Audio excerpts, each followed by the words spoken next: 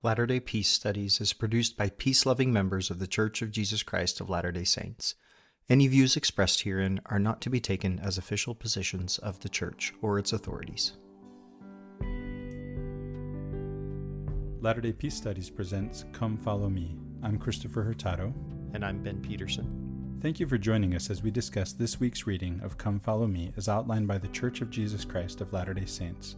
Our hope is that as we discuss the Scriptures, we will come to a more perfect understanding through experiencing the atonement of Jesus Christ and find greater peace in our lives. All right, welcome back, everybody. We are going to get into 2 Kings this week. I have got a guest with me today.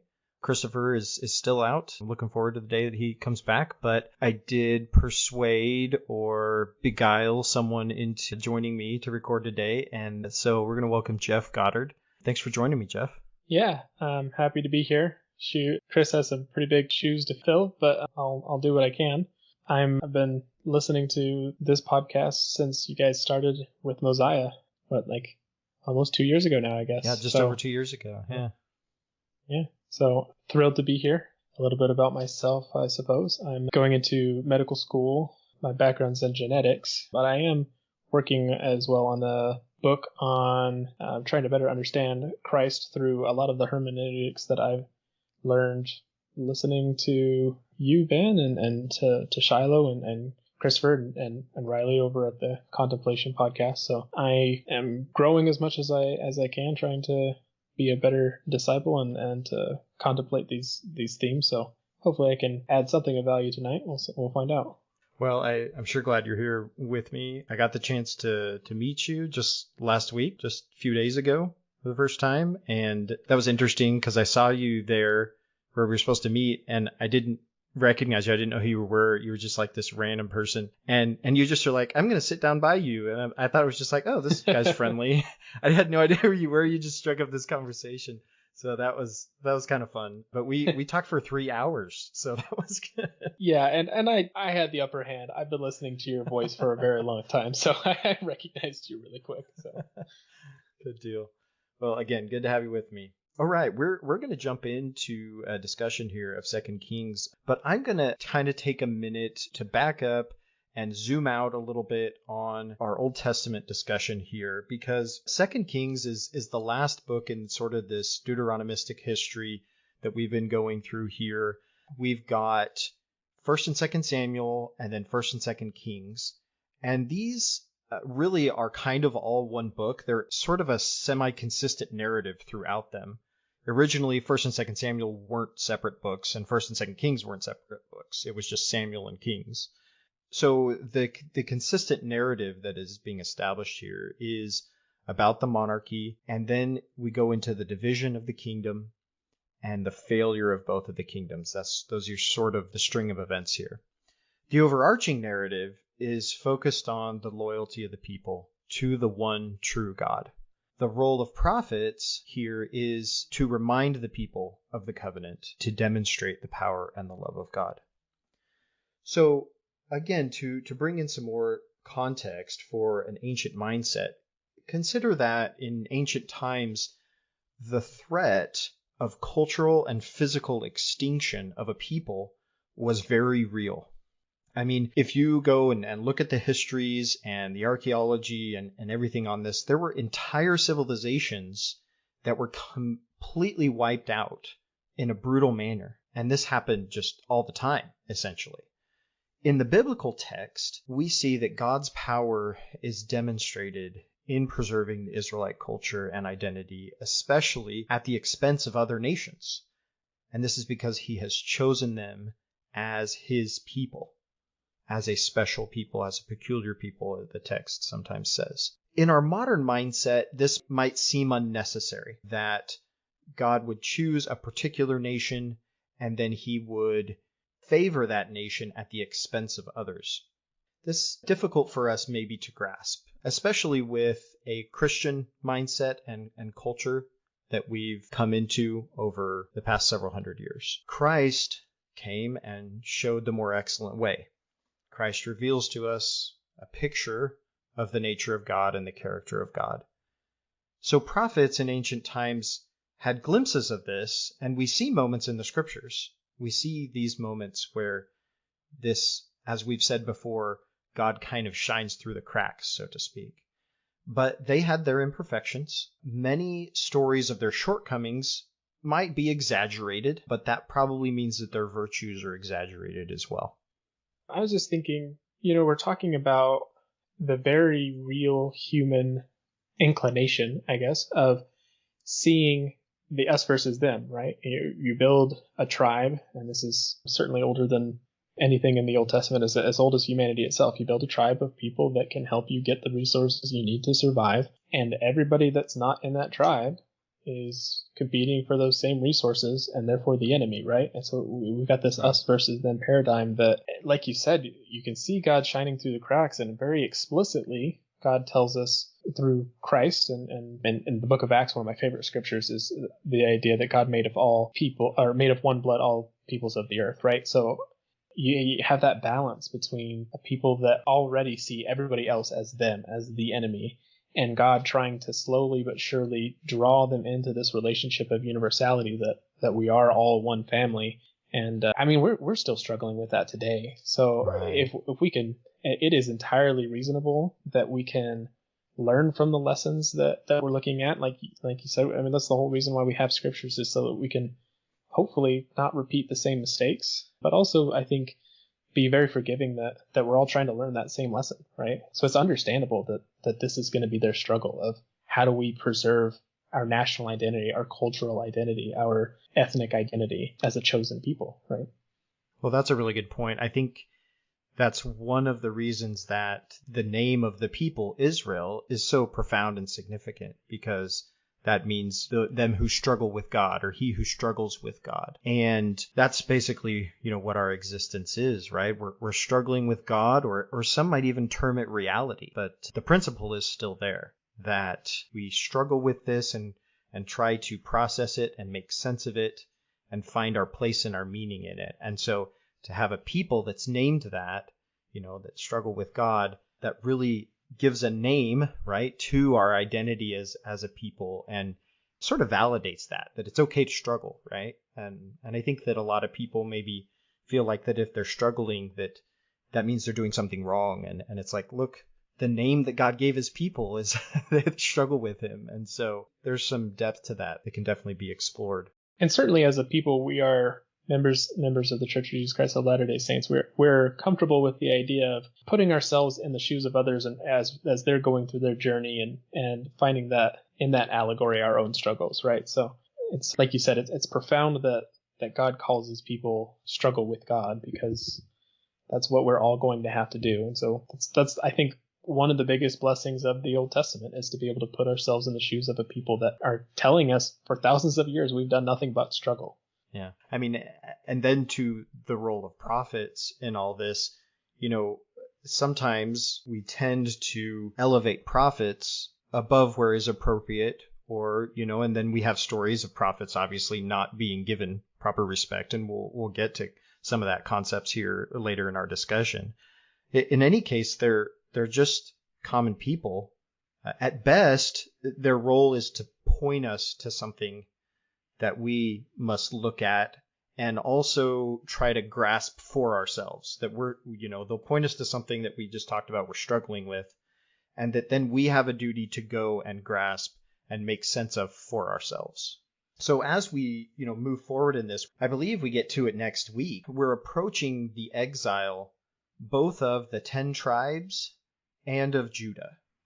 And in this period of exile, which there's about 150 years that separates the exile of the 10 tribes from that of Judah. And in this period of these exiles, the 10 tribes end up losing their story and their identity. That's why we call them the lost 10 tribes, because they didn't maintain that identity throughout their generations, so they can't look to their ancestry and identify who they are.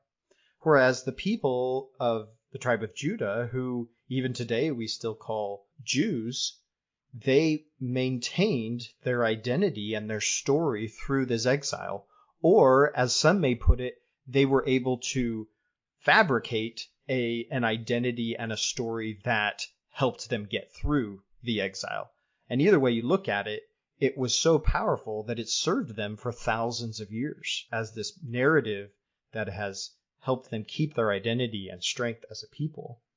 So, as I was saying, the tribe of Judah was able to hold on to that. And because they were able to hold on to it, that is why we have the Bible in its current form. I mean, when we were talking about, you're reading, especially in these sections, I've noticed it quite a bit in the last couple of weeks that they'll say, and this is the same until this day, right? And this day, when the authors are writing, that's after the exile, right? And they're looking back and doing just as you said, they're forging that cultural identity that is going to bind them as a people all the way up till today. And it kind of makes sense too, with that lens of after the exile, they're looking back. Of course, they're going to be disillusioned a little bit with the kings and the rulers that they've had. That's why the solid story from 1 Samuel all the way through to this point is a narrative of look at these rulers that we've had and part, the great things that they've done, especially looking at David, who is their political messiah, but every single one of them, look how they let us down, right? And how they've led to the loss that we've experienced in the exile. Right. Yeah. So, I mean, the Bible and its composition, what it includes, what it doesn't include, how the events and the people and concepts are treated, they're all largely a result of the effort to maintain this identity, including things like David, like you said, and the mentions of the kings who were wicked and righteous in that, not in those terms exactly, but all are about maintaining that identity. And that is, maintaining the identity both before, during, and after the exile. We also, though, see, and there's clues in the text, that there are many things that are lost. Because there are some things that may not have been important for one generation, they felt to pass on to the next. And so those things get lost or they don't get included in the overall story. From a Latter-day Saint perspective, and according to our narrative and our scriptural narrative, we see that a lot of these things are lost and that a lot of these things would have gone to help people understand the consistency of the character and love of God. And that's kind of one of the meta-narratives that is throughout the Book of Mormon as well, to see that there was this consistency in the relationship of God with the people, or at least maybe some more consistency than we might see in the Bible. But when Jesus comes and we see his life in the New Testament, he comes to restore that which was lost.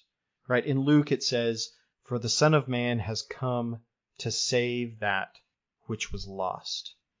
So Christ is the restorer of these things. And so when we take him and his teachings and his life as a lens, it helps us fill in these gaps and helps us bridge these misunderstandings of how we might approach this scripture and understand the character of God and our relationship with him. And that's part of that Christological hermeneutic that we have applied many times here to the Old Testament. And part of the reason that we go into the discussion of how the Old Testament was composed and compiled and redacted and written was to show that this is a people that is expressing themselves and their experience with God. But it's not like some dictated word for word something God told them, right? This is them expressing their experience. And so I think when we say we believe the Bible to be the Word of God, right, we have this thing in that article of faith that says as far as it is translated correctly. And that word translated is a very interesting thing that we've discussed as well. Translated isn't just about taking it from one language to another. It's about taking it from one context to another, from one culture to another, from one worldview to another, from one mindset to another, and from one conception of God to another.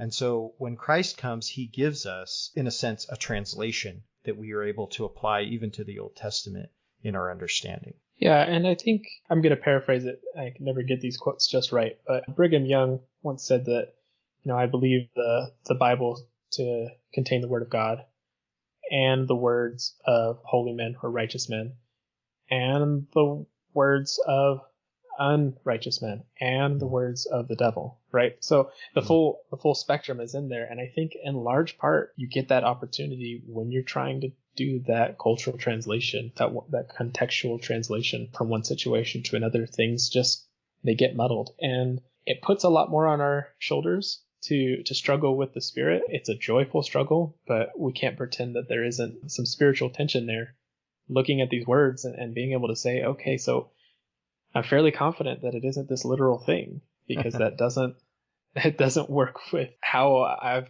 experienced God, right? But that still doesn't mean that I understand what I'm supposed to be pulling out of this. And you just have to try to wrestle with the Lord. And then we're going to get to a couple of scriptures this week that Ben, you and I have talked about, that it takes some wrestling, and we're trying to figure out how does this fit into, and how we see God, and why isn't this fitting perfectly into our neat little box of our worldview. And it's a wrestle. It's a spiritual wrestle, but it's worth it.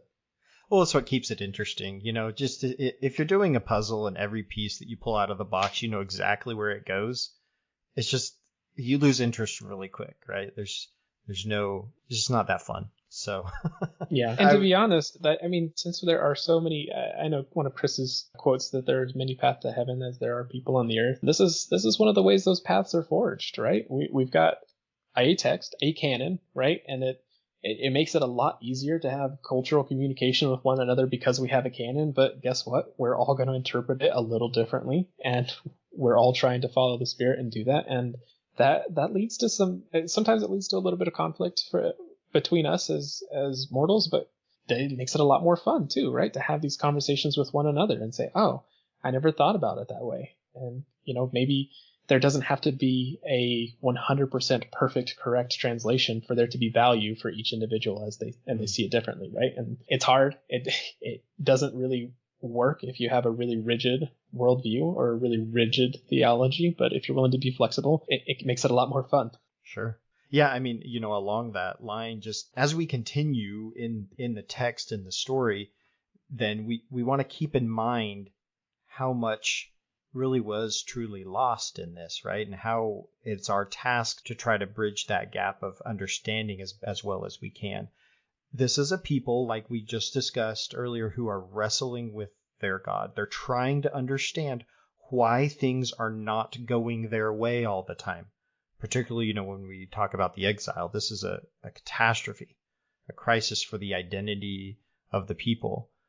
So, the question is, don't we also wrestle with God on a day-to-day basis to understand the suffering in our life, right? So that's where we can find some meta meaning here to these stories.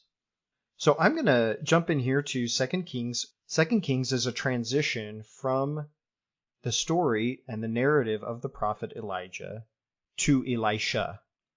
And there is a lot of similarities between these two prophets, besides their names, right? You have to sort of enunciate to even tell that these are different names. The flow of the political narrative goes from king to king and describes what they did and then gives them a stamp of either good or bad, right? And either, Jehovah certified or not, so to speak. This is sort of the Deuteronomistic narrative. It follows a pretty predictable template and formula for the kings. And point that out when we get to it. It's almost like they have this text and just a blank line. It's like, well, just write the king's name in here if he was good. And then there's a second template. And it's like, write the king's name in here if he was bad, right? And the wording is the same for all the good ones, and the wording is the same for all the bad ones. The good kings are compared to David, who worshiped the Lord, and he put down all the other idols and gods. And the bad kings, they're compared to Jeroboam, who worshipped idols of Baal and Asherah, and did not worship at the temple, but in high places or sacred poles, groves, or trees, which were representations of Asherah. Right? Elisha succeeds Elijah, and as I was saying, he performs many similar miracles. The miracles of Elijah and Elisha they're not just grand scale stuff like we saw with Moses, but a lot of them are small and even private miracles, right? Like with Elisha and Elijah for that matter, one of them, he goes in and they shut the door, right? And this miracle is done in private. And these are just blessing the everyday lives of individuals. This to me seems like a change in focus from the normal role of prophetic miracles. And it seems to foreshadow Jesus in the way that Jesus performed miracles among the people. Yeah, this feels like a significant transition. Not that we lose it entirely, right? But this is a significant transition from a prophet is of the people of Israel as a whole, as a community, right? Of a theology that is based solely on the national identity to a personal theology of God through his prophets is serving the one. Like you said, it very much feels like a foreshadowing of Christ. Yeah. So here, starting in chapter 1, we have a description of Elijah. And elsewhere, I think we get a description of his clothing. But here, he's called a hairy man with a leather belt. Right? So this is actually similar to the description of John the Baptist that we get in the New Testament. And sure enough, when we get to the New Testament, John the Baptist is called Elijah. He's understood as a manifestation of him. And Jesus even refers to him in that way. And so there's definitely some allusions to Elijah in the character of John the Baptist. Over here, we get an incident of the people coming to talk with Elijah, or the king sending soldiers, I should say, to talk with Elijah. And this is the occasion of Elijah calling down fire from heaven to consume these groups of soldiers. It's 50 and then 50 again. I can't help but remember the previous occasion when Obadiah saved 50 of the prophets of the Lord in a cave and then 50 again. So it's almost like, the flip of that, where God is destroying 50 of these soldiers and then 50 more. Anyway, just sort of an interesting parallel there. This is the specific incident that is alluded to by the disciples of Jesus when they ask Jesus to call down fire from heaven, like Elijah, to consume this Samaritan town that rejected him, that didn't accept him. And I talked about this last time in the short recording that I did, but this is the actual specific incident that Jesus refers to also when he rebukes his disciples and says they don't know what spirit they're of. He says the Son of Man has come to save, not to destroy. And there's some interesting things going on here in Hebrew as well that I thought I'd bring out, because when we get playfulness or wordplay in the narrative in Hebrew, sometimes this just sort of evokes the poetic or literary nature of the tale and might mark it as more of a folk tale than something that actually happened. There's something rhetorical going on here that may not conform to what reality was. And that's this, that the men come and they say, let the man of God come down. Well, in Hebrew, the man of God is Ish Elohim. Ish meaning man. That's man of God. Well, what happens is that Elijah sends down the fire of God, which is Esh Elohim. And so it's kind of a play on words here, that they're asking for Ish Elohim to come down, and what comes down is Esh Elohim, the fire of God. And, it's just like a really dark humor joke, I guess, in some ways. I'm seeing some of those all over in here. When you look into some of the Hebrew, there's a lot of dark humor in the Old Testament. So sometimes you'll come across that if you look at some of those Hebrew terms. Kind of reminiscent of like if you read like the Iliad or something like that, and you'll just every now and then you'll have to pause. You're like, that was supposed to be a joke, wasn't it? It was kind of dark, but okay.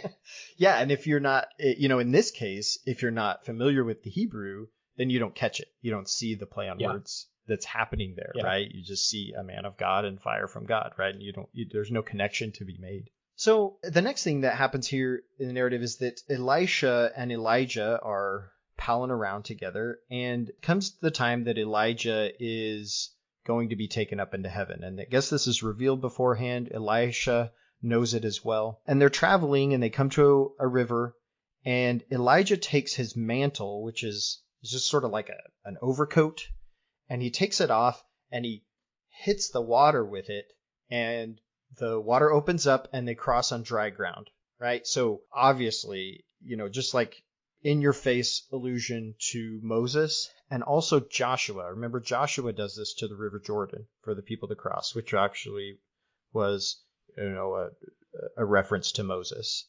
What this brings to my mind isn't just that incident of Moses parting the Sea of Reeds or of Joshua parting the River Jordan, but in my mind, I'm remembering when Moses strikes the rock with his staff. And I'm remembering a discussion we had where we brought up some commentary from Aviva Zornberg, who was referencing some Midrashic sources, about how Moses was told by God to speak to the rock. And he was so frustrated, in the Midrashic sources, that he didn't speak. He instead hit it with his stick. And that's why, God rebuked him, because he decided in that instance to act out of anger or to use force rather than the power of words and persuasion to demonstrate to the people that that's where authority came from, not from the rod. And so I can't help but see a parallel here with Elijah striking the water, and then Elisha, just after, the scenario when Elisha comes back, he picks up the mantle and he does the same thing. And like in my mind, it's like, oh, Elijah just taught Elisha the power of force, right? He's kind of passing on this teaching. And I know that, that may seem a little uncomfortable, that it's like, well, these are prophets. You're saying that they're teaching wrong things to each other. And yeah, that is kind of what I'm saying, because they're normal people and they can get wrong ideas and they can pass on wrong ideas, right? Even in our tradition, we have prophets that passed on wrong ideas, one to another, another generation. So I just kind of see that here. He does pick up the mantle. He's legitimately the prophet, but he has potentially gotten a bad idea or a false tradition passed on from Elijah. These are all great thoughts, and I hate to interrupt you. I was just thinking a couple of thoughts here. The first one, when you're talking about modern traditions, we now at this point, unlike the Hebrews, we're people that are steeped in the concept of studying history, right? Which is very different than trying to pass on a cultural identity when you're trying to objectively look at the facts, as hard as that is, right? And to be able to look back and to be able to see things like, the one that comes to mind is Elijah Abel, right? So we have for a fact that Joseph Smith was comfortable ordaining black brethren, right? Or that some black members of the church had been able to do temple ordinances in the form of baptisms for the dead. Like, we have that as a historical record. And yet, because of the prejudices of a few men, that was lost. And then those prejudices were perpetuated. I would point out, probably just like Elijah and Elisha here, it's not maliciousness. Obviously, they're not trying to do the wrong thing, but like you said, we're all mortals, and we're doing the best that we can. And sometimes that means that we end up perpetuating things that are, even with the best intentions, going to cause harm down the road. I wanted to jump back real quick, just as a thought. I was trying to think of, even if it is a fable, why did this people include the story of the 100 being consumed by fire, right? Going back to the context of, this is a people that are writing, for the most part, after the exile, right? And they're trying to make sense of everything. They're trying to give themselves cultural identity, and in their mind, the reason why they're in this exile in the first place is, as a people, especially the rulers, but certainly as a people, they have not given the proper reverence to God and to his servants, right? And so this is a story of, you have to do that. If you don't give proper reverence to God and his servants, it doesn't end well, right? Fire from heaven is about as bad as it can possibly get if you miss that lesson. So if these are all stories that, true or not, they hold significant cultural meaning for the people that are telling them and perpetuating them. I think it's important to try to figure out, what was the value for them. It may not be the same value for us, and that's fine. We're different people, right? But it certainly did have value for them in that sense. I don't know if that was helpful. Yeah, I mean, you brought up the issue of the fire. It made me realize, I don't know why I didn't see it before, that Elijah seems to constantly be associated with fire coming down from heaven, right? So there was the contest with the priests of Baal, and fire comes down, and then there's here fire coming down, and then, sort of in a poetic form, true to form, Elijah, now it's not fire coming down, but fire taking him up into heaven. So Elijah ascends in a chariot of fire. There's actually a later Jewish tradition about this that goes back and says that this is how Enoch ascended to heaven as well, which, in Genesis, we get like one verse on Enoch. But then in our tradition, we have the book of Moses that talks about Enoch founding the city of Zion and that they were taken up into heaven. So I thought that was just an interesting commentary that I ran across about how there is a Jewish tradition that seems to be maybe the source of that idea that Enoch ascended into heaven, didn't die. Elijah is supposedly unique in the sense that he didn't ever die, but was taken up into heaven. Well, again, a Jewish tradition that Enoch was the same way. When we get over into chapter 2, we run into another incident here. Now we're moving into the territory of Elisha. Okay, Elijah's gone. Now it's the narrative of Elisha. And one of the first stories we have here with Elisha is this scenario with him coming across 50 children. It calls them young children, depends on the translation here, who seem to insult him. And then he curses them, and 2 female bears come out and maul 42 of these children. Okay, what the text calls children. So, all right, we're going to dig into this a little bit because this is actually a story that many, many commentators have struggled with, trying to figure out what is going on here, why is this happening, what is Elisha doing, how can this be justified, and so forth. So I read through, and I think you read probably a lot of the same ones that I did, Jeff. I read through a dozen or so sources and commentary, and they almost all of them, tried to fundamentally justify this episode by going back to the translation of the word young children and saying, well, they weren't really children. They were actually young men that were probably in their 20s or 30s. And since he was coming from Bethel, this was now the seat of a shrine of Baal. And so they were idolaters that were there, or priests maybe of Baal.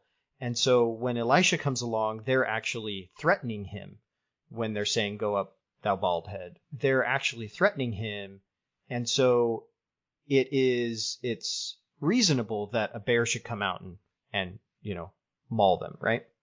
First of all, I don't find that argument really at least a bit justified, because I don't care whether you're a kid or an adult. Insulting somebody doesn't mean you should get mauled by a bear. So I didn't see much in that.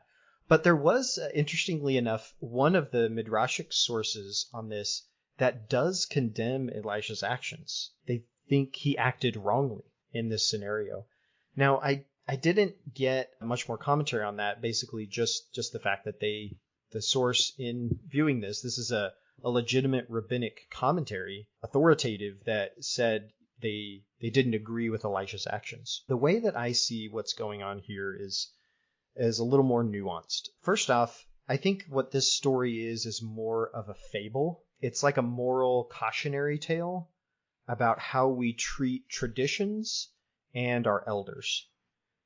So the she-bears, or the female bears in this story, they would indicate, their presence indicates that these people, these youth, were probably messing with cubs, right? You wouldn't mention that they're female bears unless there was something significant about the fact that they're female bears. Well, what is significant about a female bear? What's significant about a female bear is that it's protective of its cubs, right? I mean, we even have this phrase in our idiomatic expressions today, mama bear, right? We talk about mama bear, and it's very protective of cubs. And that if somebody messes with the children, right, mama bear might come out and defend them. So this is even present within our language and culture. So to mention that they're mama bears, right, to me implies that there's some cubs there. And what we have symbolically then going on is that if these youth were messing with the cubs and then insulting Elijah, then what's going on here is not just a disrespecting of the elders, but they're also making light of things that are fundamentally dangerous about reality. And like the relationship between a mother bear and her cubs. And so when you do that, that's dangerous. And the idea is that you can't control what happens after that, right? You could lose everything. So several of these things are sort of indications to me that this is like a moral cautionary tale. There's another thing here in it, is that there's 50 of them ostensibly, but only 42 are torn, it says, by the bear. And actually, we don't have anything that directly indicates that anybody died in this scenario, right? You would assume that if someone gets attacked by a bear, they died. But what we do have is that the number 42 is all over in Scripture associated with death. And so to say that there's 42 to me is a little bit of a bell, right? That says, oh, there's something symbolic about what's going on in this story. You don't use the number 42 in this case unless there's something symbolic going on. So again, to me, I think we're talking about a symbolic cautionary tale, probably not an actual depiction of events. Yeah, and you would have to think, I'm by training a biologist and trying to think when we count for divine intervention, sure. But 2 she-bears mauling people, it's not necessarily their nature to smack one down and then run to the next one and then smack that one down and all the way until they get to the 42, right? So this is, if I'm sure it could be, I guess, read literally, but it definitely has a lot of things about it that make it seem like it's not really feasible in and of itself as a literal tale. One of the things that I've been thinking about, and we kind of talked about this before, Ben, and I'm sure we'll get into it and some of the next few chapters. But this is another example for me of how Elisha is being compared to Elijah. And in my mind, I'm seeing the writers giving this story as an opportunity for us to see that this is part of the mantle of being a prophet, right? We have the cautionary tale of mocking Elijah or not treating him with the proper reverence, and then fire from heaven comes down and consumes the 50. And this is another situation of his predecessor has that same mantle of authority, that if you don't respect it, if you don't respect the person that God has called, same situation. The destruction of these 42, or maybe they don't die, but certainly the mauling of these 42 people, right? So certainly a similar occurrence going on. Yeah.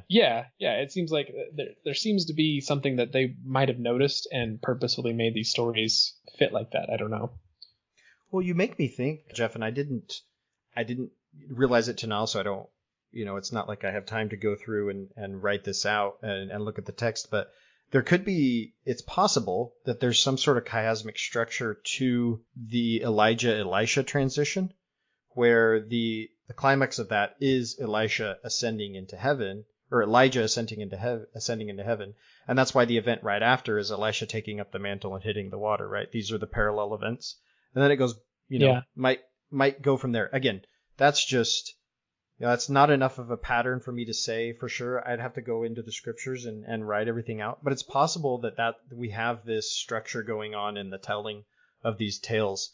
And so we have some similar miracles that are going to happen later on with Elisha that might match up with order and timing in mirror form to the miracles and actions of Elijah. Not sure. Again, I'd have to look through some things, but yeah. I'm going to go over to chapter 4. Here, when we get to chapter 4, there is a widow that comes and complains to Elisha. And it says here in verse 1, now the wife of a member of the company of prophets cried to Elisha, your servant my husband is dead, and you know that your servant feared the Lord, but a creditor has come to take my 2 children as slaves. Okay, so this is a widow, and she is in debt, or she's in bondage in a certain sense, right? She's having to pay that by giving up her children. They're going to go into indentured servitude. And so she comes to Elisha and cries out to him. All right, so this is recurring motif all over Scripture. It goes all the way back to Exodus, beginning of Exodus, when the people are in Egypt and they're in bondage and they cry out to the Lord, right? And God hears. So just as the widow cries to Elisha here and Elisha hears, or as the representative of God, the people back in Exodus. And this has happened multiple times here as we've moved through the scriptures. So this is a common motif that we see. The symbolism that's happening here also is of God sort of being the husband and the people being the bride. And we see this all over. Christopher has talked about this as well, that the type of relationship that the God of Israel wants to have with his people is akin to a marriage. He'll say something like, God wants to marry us, right? And it seems kind of weird, but we talked about this term chesed, which is a type of loyalty and love that a husband has to his wife. And that's the same kind of love that is sometimes translated as covenant. So when we talk about the covenant of the people between God, it's a type of love as well. It's not easily translated because there's a lot of connotation to it. So when we have a widow, that's someone that has lost their husband or their God. And that's symbolic of the people in Egypt that have lost their God and they cry out to him. And so, God is coming to deliver them from that. And in this case, Elijah is going to deliver her from this through a miracle of the oil, which is also, reminiscent of the miracle that Elijah performs with the widow of Zarephath, where the cruse of oil and the barrel of flour never fails. So similar there. Also, this same widow, her child dies, and so Elisha raises that child from the dead, right? Very similar things going on here. In this chapter, we get multiple times where it's like, one day, Elisha did this, and then it's like, one day Elisha did this. So this is obviously like some sort of anthology, collected stories of Elisha. When they're putting this together, there's like, hey, everybody post here all your stories about Elisha, and everybody posts their stories about Elisha. We're going to include them in this chapter about Elisha, right? So everybody posts their stories about Elisha. So that's what we get here is kind of a collection of stories about Elisha. Towards the end of this chapter, where the woman's son dies, we get some interesting things. I'm going to go over to verse 25 of chapter 4 of 2 Kings. I'm going to read. So she set out and came to the man of God at Mount Carmel. When the man of God saw her coming, he said to Gehazi his servant, Look, there is the Shunammite woman. Run at once to meet her, and say to her, Are you all right? Is your husband all right? Is the child all right? She answered, It is all right. When she came to the man of God at the mountain, she caught hold of his feet. Gehazi approached to push her away, but the man of God said, Let her alone, for she is in bitter distress. The Lord has hidden it from me and has not told me. Okay, I was thinking this is the same woman. Now it says she has a husband, so I'm not so sure anymore. I might have gotten a little confused whether this is the same woman. But in any case, we have an interesting thing here, a moment of distress, right? So this woman is actually upset with Elisha because he told her that everything would be fine. And what we find out is that her son has died. So I'm remembering now what it is this woman was barren.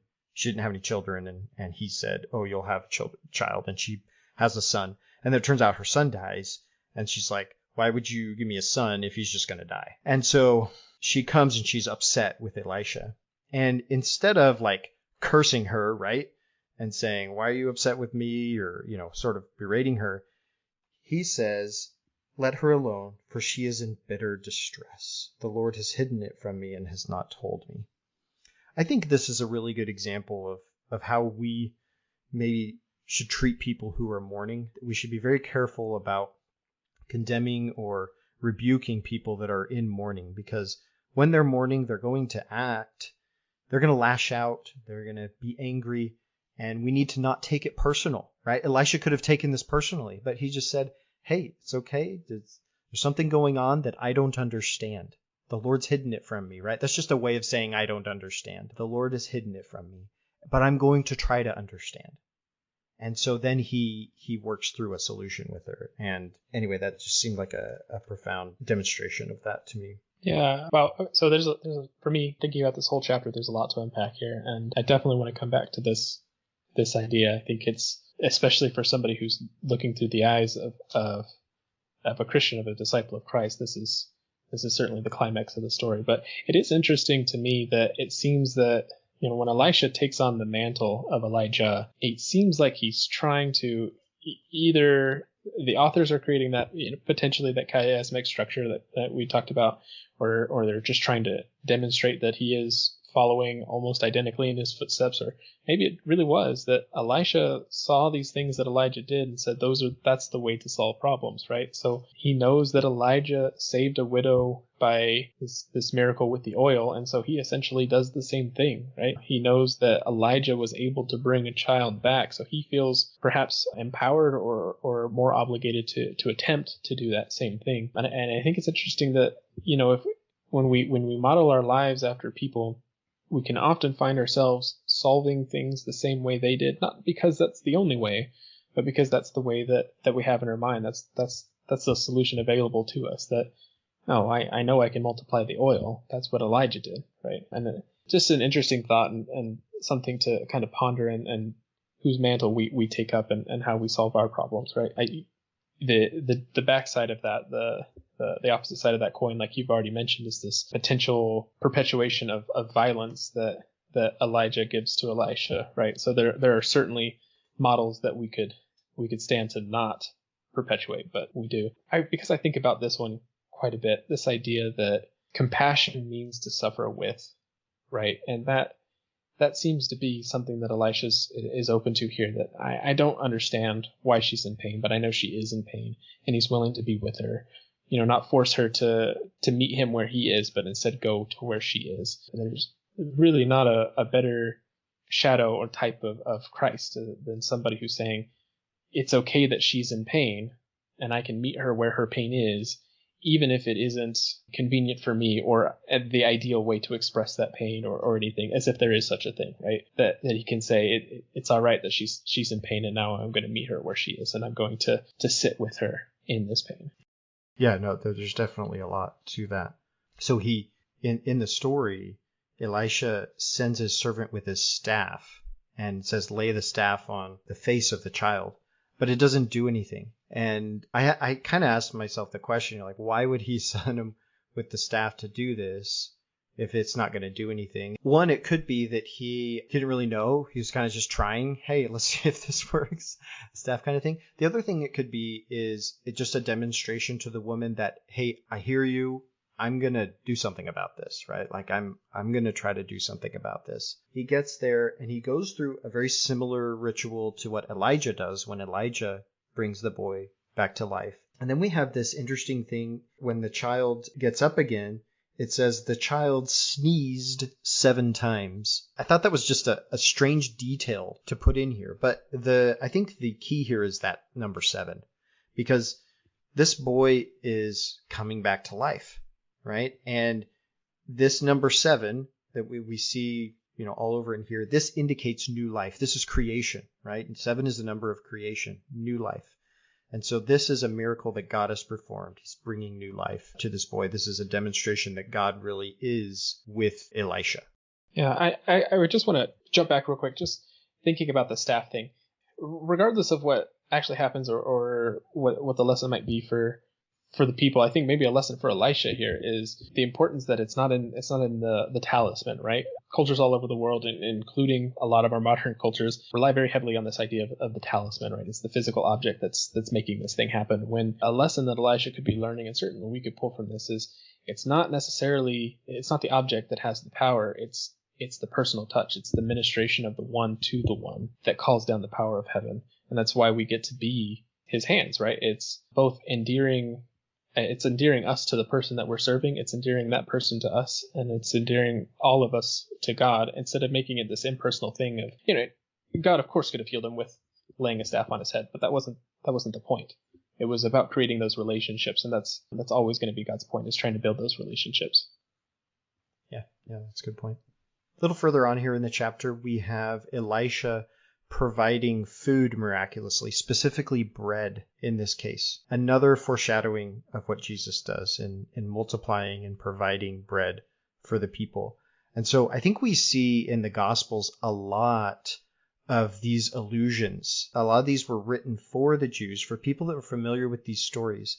And so seeing that Jesus was doing some of these same things really evokes that spirit for them, right? It helps them have a tie to Jesus and what he did, because it's speaking to these deeply seated stories that were within their culture that they had connection to. And so again, when these stories are brought up by the writers of the Gospels, these are definitely alluding back to these prophets, Elijah, Elisha, and Moses especially, and all these others. That makes sense because we're talking about a people that you couldn't say anything original, right? It was a very common in Christ's day that if a rabbi was teaching, he had to have some kind of source, right? That's why it was so heretical that, or at least unique, that Christ taught with authority, right? And not as the scribes.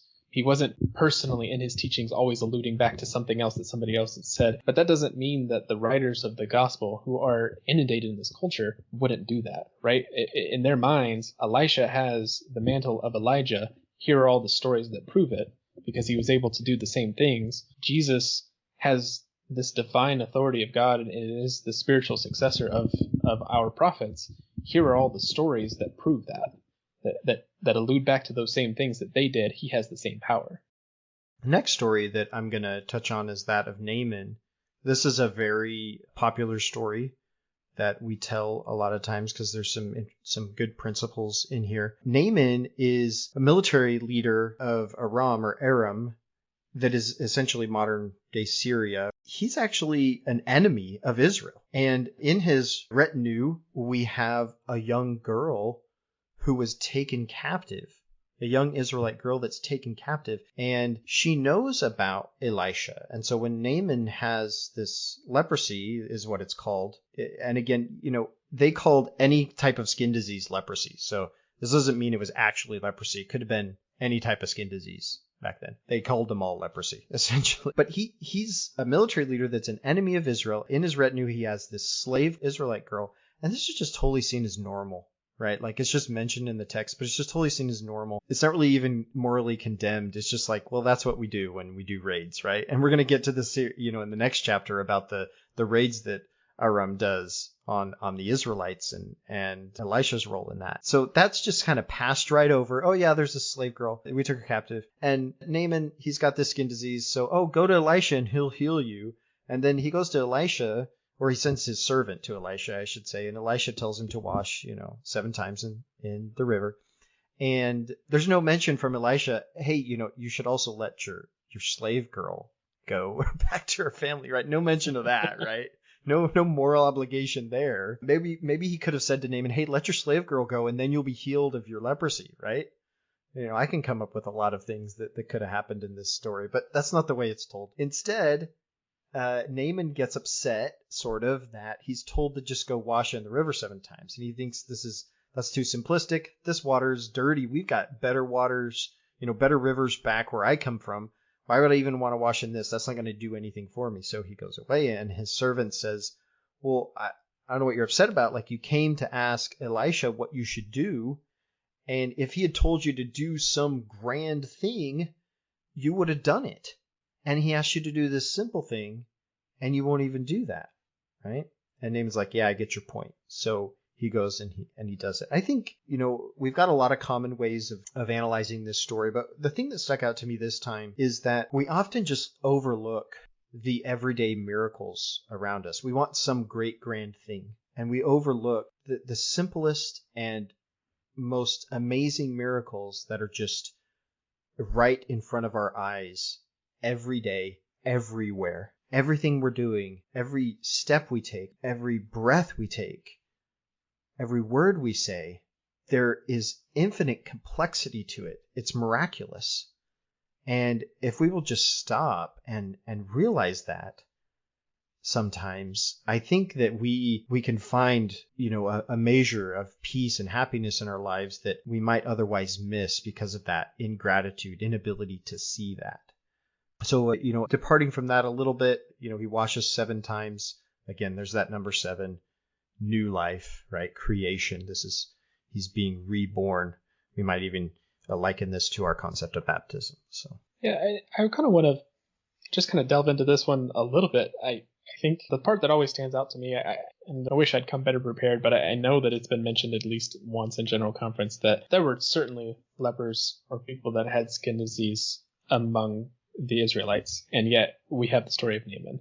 And I don't know if it's because he's the only one that was healed or his unique response was instructive and that was what was valuable. But one of the things that I pull out of this that for me is really valuable is this is an opportunity for God to show it's not the fact that you get to say that you're the literal progenitors of Abraham and Isaac and Jacob that make you special, Israel. It's the fact that you're willing to have a relationship with me.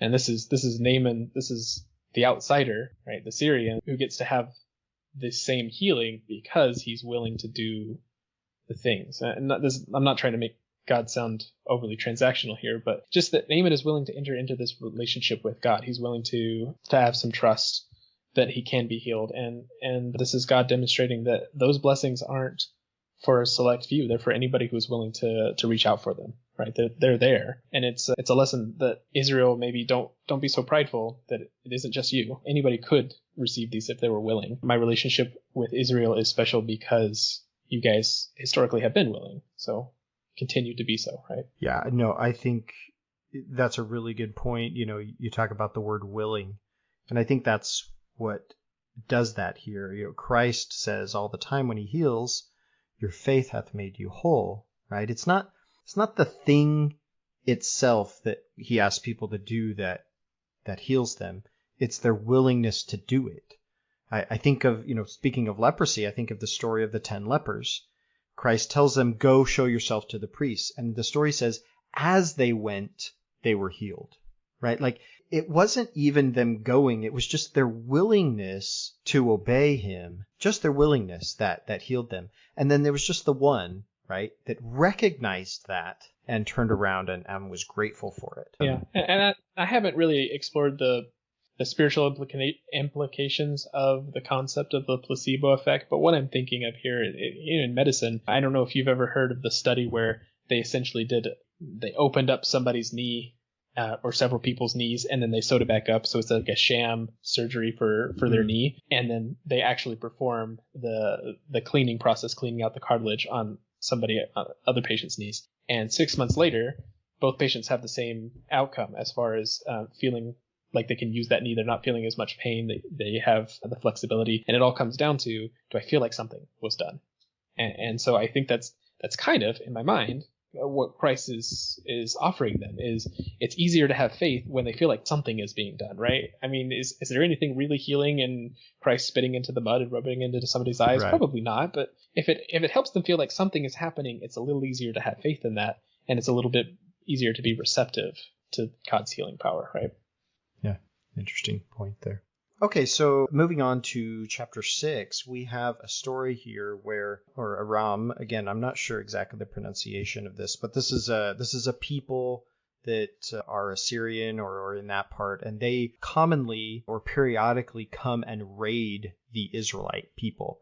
This is actually a very normal, quote unquote, tribal practice. We just saw with Naaman, right? He has this slave girl in his retinue. They'll come and raid the people. And the benefit of the raid or the success of the raid is often just dependent on its surprise, right? You catch the people unprepared, smash and grab, and you go, right? And what's happening in this scenario is that Elisha is warning the different people, they're going to come and raid you, because as a prophet, he apparently knows when they're going to come. And so he's going and he's warning these people, and they're prepared for this army that comes, and they're not able to do their things. Well, he keeps doing this, and the leader of this army gets upset and angry, and so he goes to find Elisha. And he surrounds Elisha, and the servant of Elisha looks out and he sees this huge army, and he's all worried. It says to Elisha, oh no, we're surrounded. And Elisha says, prays and asks the Lord to open his eyes. And he sees that actually there's greater armies surrounding those armies all around. And I think that initially we could take this as, look, God's got his army there and he's ready to smash this other army and kill them all. And so a couple ideas on that. One, that's not what happens. And two, the other army doesn't see that army. It's not for them, right? It's what this servant boy needed in order to feel safe. And so that's what he saw. That's what the Lord opened his eyes to see, that he was safe. And that was the symbolic representation of, don't worry, you're safe. The Lord has you protected. And what ends up happening here is that we have sort of this juxtaposed, ironic twist here, because Elisha's servants' eyes are opened, but then the eyes of the Aramite army are closed. Elisha asks the Lord to blind them. And then he leads them into the midst of another of their people, right? So they become surrounded. And the first idea, I guess, thought here is, oh, now that they're surrounded, now we can destroy this army. But what does Elisha do? He says, no, don't attack them. Don't destroy them. Feed them. So he feeds them, and then he sends them on their way.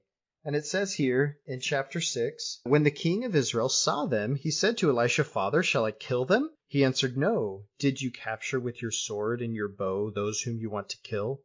Set food and water before them, so that they may eat and drink, and let them go to their master. So he prepared for them a great feast. After they ate and drank, he set them on their way, and they went to their master. And the Arameans, I said Aramites earlier, but they say Arameans here. The Arameans no longer came raiding into the land of Israel. I just think that's a win for nonviolence here, right? Like all the stuff we've seen with what Elisha does. And yet we have this powerful moment where this army comes raiding, and how does he defeat them? He brings them in and feeds them, and then they decide not to raid anymore, not to be their enemy anymore. This, to me, seems somewhat unique. There's another example a little later, but it's not as profound or not as dramatic as this one. This example of nonviolence winning the day here. Yeah, this is definitely, like you said, this is the light of God kind of shining through in the narrative here. That, like you said, the hosts of heaven that the servant sees, that wasn't to intimidate the enemy. That was to buoy up and to encourage the servant, because God's way isn't intimidation. This idea that how do you defeat an enemy, and God shows you love them until you don't have an enemy anymore. That's a very powerful story. At the end of that story, it says they didn't come raiding anymore. But what does happen is the Arameans do come and they siege a city. And the siege of the city is complex, and I don't know that we'll go into the whole narrative of that. There are some interesting things going on there. But how they get out of this scenario, it says that the Lord caused them to hear the sound of chariots. And so they were sieging the city, and then they thought another army was coming. Right? They heard this sound like another army was coming, and they all just flee, and they leave everything behind, all their food and gold and everything. So all these people that have been suffering under the siege, they come out of their city, and there's food for them immediately. This army is just taken away. So less dramatic than the previous example, but here we have another example of the Lord, quote unquote, fighting their battles for them, right? Not destroying their enemies, but causing their enemies to depart away from them in peace, in a sense, right? So over the next several chapters here, we get some coups that happen. We have Jehu, interesting scenario here with Elisha anointing him king, and then him basically engaging in a military coup, and he takes over and becomes king. And then we have this statement towards the end of chapter 10, because this is a long narrative about this happening.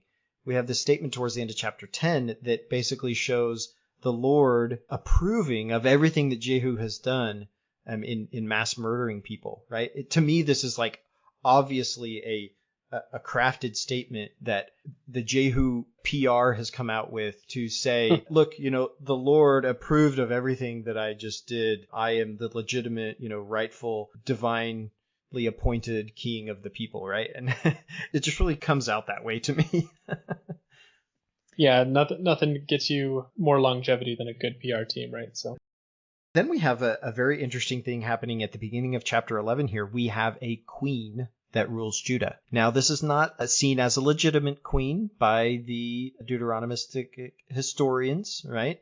She's not, written in the sequence of kings and of monarchs. And so, but nevertheless, she does rule Judah. And so Judah at this point has a queen, Athaliah. This reminded me when I was studying ancient Egyptian history, that Egypt had a couple times, but in particular, a queen named Hatshepsut, and she was completely erased from Egyptian history for a time. Archaeologists were able to find where she fit into the chronology later on, and even a temple that she built and everything, because her name was erased out of the cartouches and other names were written in, But then the archaeologists figured this out later, that she was actually a ruling queen for a while, but she wasn't seen as legitimate. And so the subsequent monarchs had tried to erase her from the history.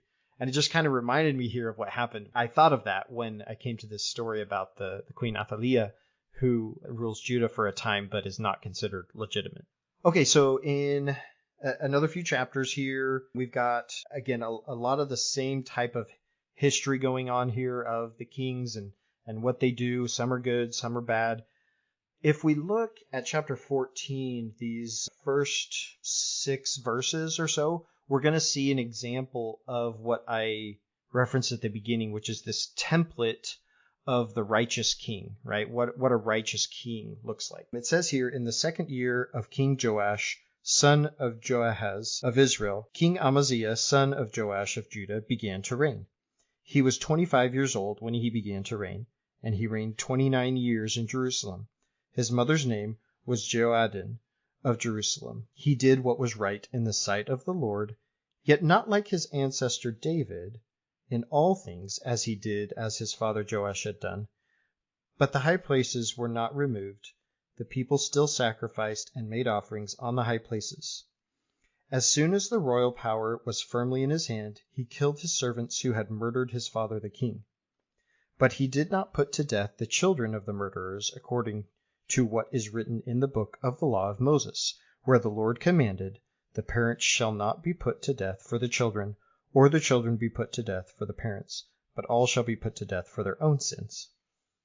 Okay, so we have this template going for the king, right? He does everything not exactly like David, right? Because there's still these couple things that he didn't do quite right, but he was pretty good. This gets repeated all over in this book, that these sacrifices made in the high places are never gotten rid of. Now, it seems to me that the practical reason for that is because these are happening, outside the city, up in the mountains. How do you stop this? This is all clandestine, outside of the walls activity. You can't have like your army patrolling trying to stop these types of activities. I'm reminded when I lived in Jordan for a bit and visited Petra. There's several places, but in one place in particular, in Petra, they call it the high place of sacrifice. And this was quite a climb that you had to do up on top of this ridge and cliff. And then there was a flat area carved into the stone. You could see where they would have done the sacrifice of the animal. They had the, ruts cut out for the flow of the blood and sacrifice and everything. And this was the high place of sacrifice. Anyway, this is something that is outside of the city, right, out in the wilderness. And so this is constantly mentioned, like you see it every other chapter, or maybe even every chapter, that the king was righteous, he was good, he walked in the way of the Lord, but there's always this caveat, but he didn't get rid of these sacrifices that were happening in the high places. This highlights again the diversity of religious practice that was going on in Israel and Judah at the time. Again, we like to think of it as if there was this one God that they worshipped, but even though there's kings back and forth, the people were all over the place as well, and there was very rarely a 100% unified worship under one single religion and practice at any given time. There was a lot of diversity in this, and that makes sense. I mean, could you even fathom a society where everybody held the same dogmatic view, right? I mean, even in places like Kirtland or Nauvoo or the early saints in Utah, who are ostensibly very homogenous, still you've got quite a bit of heterodoxy, right? And that's to be expected. People are trying to make sense of their world and their way, and they're going to have different experiences. And you definitely see how that's a problem for these, I'm going to butcher the word, Deuteronomic, or at least these took me a while to get that. Back. Yeah. I had to practice it. You can see how it's definitely a problem for them, but it's still happening because it's obviously not really a problem culturally for the people. This is for them a completely legitimate approach to God that just in their minds it's not going against anything, So yeah. Well, I mean, this is again in the Deuteronomistic history. This caveat is is just thrown in there all the time. And it seems to be saying, hey, even the best of kings during this time didn't quite get back to David, right? And because they didn't quite fully repent, the Lord didn't fully protect them, right? And so they're vulnerable to these raids and these bondage that happens over time. And they allow these things to keep happening, and eventually they're going to lead the people astray, right? It's just like, I told you, if you didn't get rid of that high place of sacrifice, eventually that's going to spread, that's going to fester, and going to become a problem. And so that's sort of them pointing back at this thing and saying, look, this is the problem. That was the cause of our fall, of our downfall. And sure enough, when we get to the end of the reading here, we get into chapter 16, and we get King Ahaz, who is desecrating the temple, right? He's taking out the riches of the temple. He's taking off the feet of the altar. He's the laver, the molten sea, right? He's taking that down and putting it in a different place. Like, he's just destroying the temple in a sense. And it makes me think back to Leviticus, when even just like the slightest misstep in the ritual practice would cause the death of people, right? Aaron's sons die because they don't do the sacrifice quite right. And here we have a king going in and just desecrating the temple, and there's not any immediate sort of consequence to this. One of the commentary on this I thought was actually pretty profound on this, is that the people have digressed to a point that the temple no longer is the literal presence of God. And because the Lord doesn't dwell there with them, these things are allowed to happen. If God were there, people would die if they came in and did that. But the fact that they're allowed to do this is evidence that the people have already digressed to the point that God is not there with them. This kind of reminds me of when there was a couple podcasts ago, talked about the dedication of the temple, where it is said that it is simply symbolic of the presence of God. No more are we asserting that God's presence is literally here, right, with the cloud and the pillar and all that stuff, but that this is just symbolically the presence of God. Whereas back in Exodus and Leviticus, right, it's like, no, this is like God is actually here. God is here, literally. If you go in there, you're going to see him. And so we've just come to this point where the people no longer seem to care about the presence of God. And so these are the kinds of things that happen, is their temple is desecrated. Yeah, and so a couple of things I've been thinking about as I've been listening to you here. One is, of course, this is written with a lot of hindsight, and people always like to look back at history and say, "Oh, I would have seen this coming, right? If I were living." Like, for example, Nazi Germany in the 1930s, they were like, "Yeah, I definitely would have seen exactly where this was going." Everybody says that, and I'm sure people that were alive at that time said the same thing about things that happened 50 years before their time. It's not always so predictable.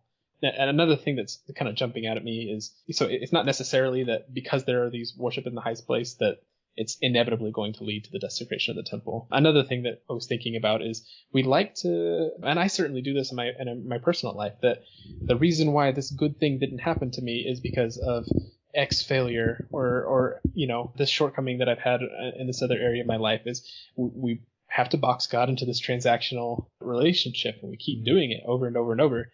And it seems to make sense here. Like, Israel was led into bondage or was scattered because look at all of these things, X and Y and Z. And that makes perfect sense. But then for me, I like to think of Alma the Elder and his people, that, they were living essentially a Zion society, right, near the waters of Mormon, and they go off into the wilderness and they're still put into bondage. And we have no evidence that they were doing anything wrong. Sometimes bad things just happen. And I don't think that we necessarily need to point to, oh, this happened because let's put the chain of consequences in order and say it was because of this shortcoming that God allowed this bad thing to happen to me. Sometimes bad things just happen, and we can either use them to our own sanctification, our own edification, or we can mope and blame ourselves and blame God. But yeah, I don't know. I just trying to think of how I would best try to understand this if this were my people going through this, right? Yeah, no, that's a really good point about this. And there is something back in chapter 14 that actually sort of relates to this point. There's a verse 26 and 27. So this is when the people have been brought into bondage again. But then it says, "For the Lord saw that the distress of Israel was very bitter." Now remember that the woman that came to Elisha, she was in bitter distress. Okay, so the distress of Israel was very bitter. This is akin to them crying out. Okay, there was no one left, bond or free, and no one to help Israel. But the Lord had not said that he would blot out the name of Israel from under heaven. So he saved them by the hand of Jeroboam, son of Joash. Okay, so this is the Lord coming to save his people when they don't deserve it. It's there, right? Here's another little crack, right? Where despite what a lot of the crafters of the text want to sort of read back into the history, we have these moments where it's like, despite their wickedness and turning away from the Lord still remembered them. He still delivered them, right? All they had to do was cry out or be in distress, and the Lord would be there to deliver them. This does, I think, for me, is reminiscent of a lot of the words of Isaiah. And so I think that we'll probably tie a lot of that stuff back in, because this is what Isaiah is talking about all the time, right? He's just talking to the people. He's going back in history and he's analyzing history and then recent history and speaking to the people symbolically about what's going on so that they can truly understand their relationship with God. So there's a lot of stuff with Isaiah that would relate to these concepts here. Yeah, it seems to be a very obvious theme of all of Scripture, but especially the Old Testament, right? That it's something that you and Chris have talked about. God is the God of the oppressed, and often the God of those that, at least in their own eyes, aren't really worthy of his help. That's who God is. Of course, we always like to see ourselves as the oppressed, no matter what time it is. I mean, that's certainly here in our country. It's almost comical how both sides of the political divide are always going to see themselves as the oppressed, whether or not one is or not. Sure. We want to be the oppressed and then seek that help.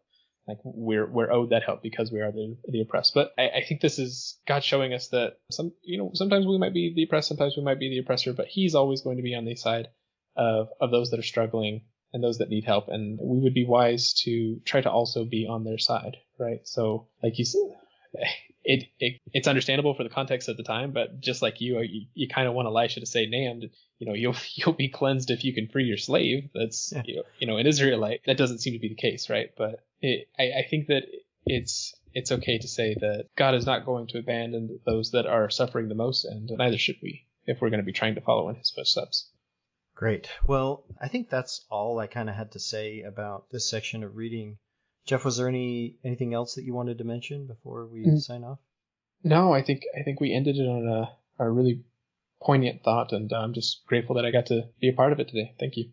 Yeah, well, I sure appreciate you joining me, and we want to give a shout out thanks to Kyle Swingle for helping us with the editing, and also mention that if anybody wants to kind of join the team, so to speak, and help us out in Latter-day Peace studies, there's different things for people to do in joining the team or helping with editing or helping manage social media things, stuff like that. If you don't really have the time to do that and you'd like to donate, on our website, there's a place to get involved and donate. If you feel so inclined, any amount is helpful. We don't use that for ourselves. We use that to pay for stuff like the site that helps us distribute the podcast, the website hosting. We recently filed so we're nonprofit now. There's just fees involved in that kind of stuff.